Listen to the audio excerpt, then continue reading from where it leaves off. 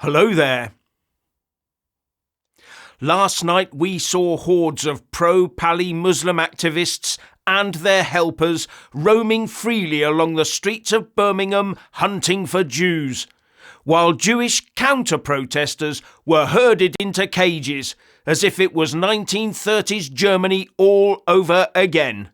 This is a defining moment for the future of the UK.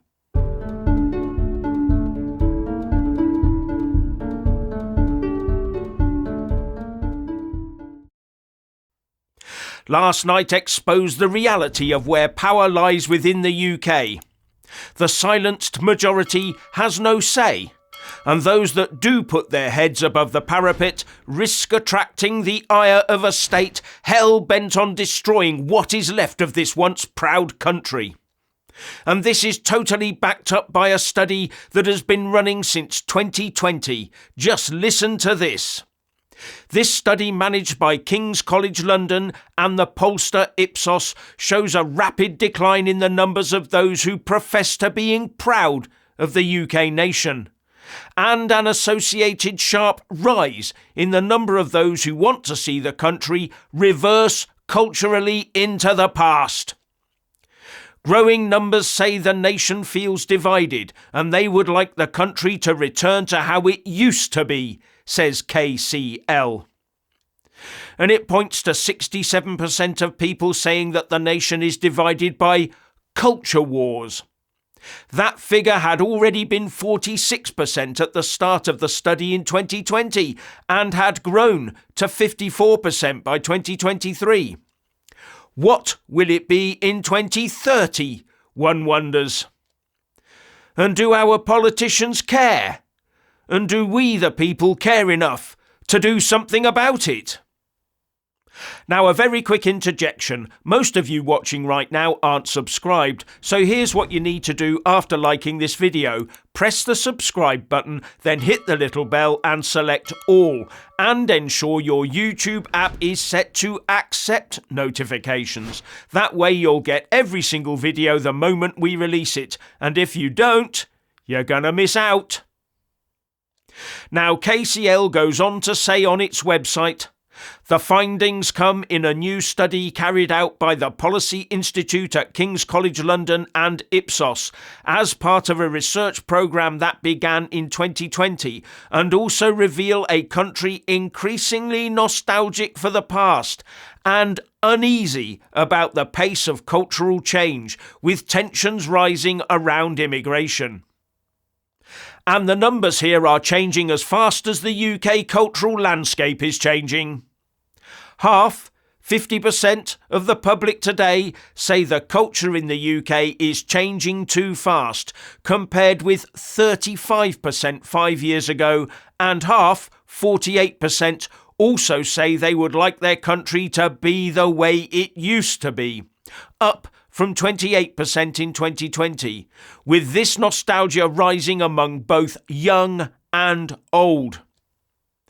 So it's not just the old male, stale and pale saying this then. It's also the youngsters. So as fast as the so-called woke try and foist all this demographic and cultural change on the UK while forcing the long-suffering Brits to pay for it all, the recoil and rejection is even faster. Here's some more from KCL. 64% of the public now agree culture wars are a serious problem for UK society and politics, up from 52% in 2023 and 44% in 2020. And in the last 2 years, the proportion who strongly agree with this view has doubled from 10% to 20%. If the woke establishment lackeys had thought they could browbeat the Brits into submission and use lawfare to hammer it home, then they thought wrong. Now, the Cambridge Dictionary defines the word woke in this context as meaning aware, especially of social problems such as racism and inequality. The trouble is that the people who call themselves woke only see this through their own prism. A prism that splits between white privilege on the one hand and everyone else on the other. What that prism does not see or take account of is the impositions and costs woke places on those the self-acclaimed woke hate with a passion, i.e. white people. The so-called woke have comprehensively failed to be aware of the problems they themselves create.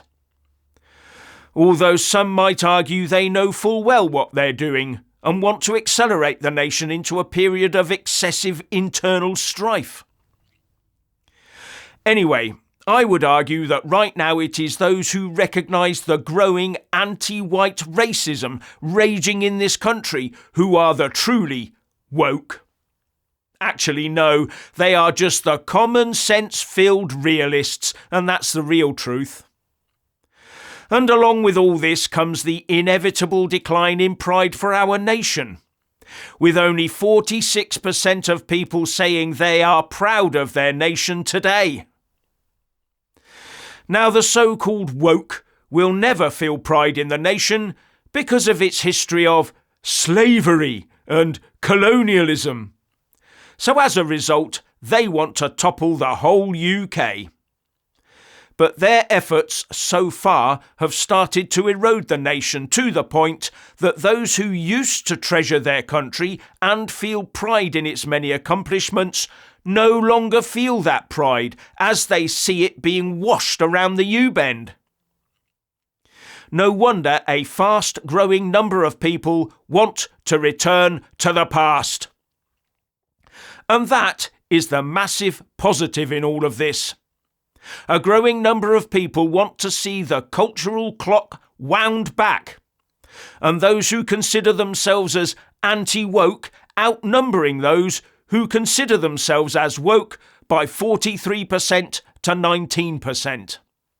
And interestingly, KCL says half, 48%, say they would like their country to be the way it used to be, up from around a quarter, 28%, in 2020. This nostalgia has risen across every age group, not just the oldest, with the share of 16 to 24-year-olds who feel this way virtually doubling from 16% to 32% over the last 5 years. Now, those who want the UK destroyed will point to one result that says it's the older generations that say UK culture is changing too fast. But the overall figures say that 50% say it's changing too fast and only 21% disagree. And we all know who that 21% is likely to be, don't we? Oh, and 48% now consider the term woke as an insult, and only 22% believe it is a compliment. As you could guess, I consider it a derogatory catch-all term for all anti-UK open borders activists.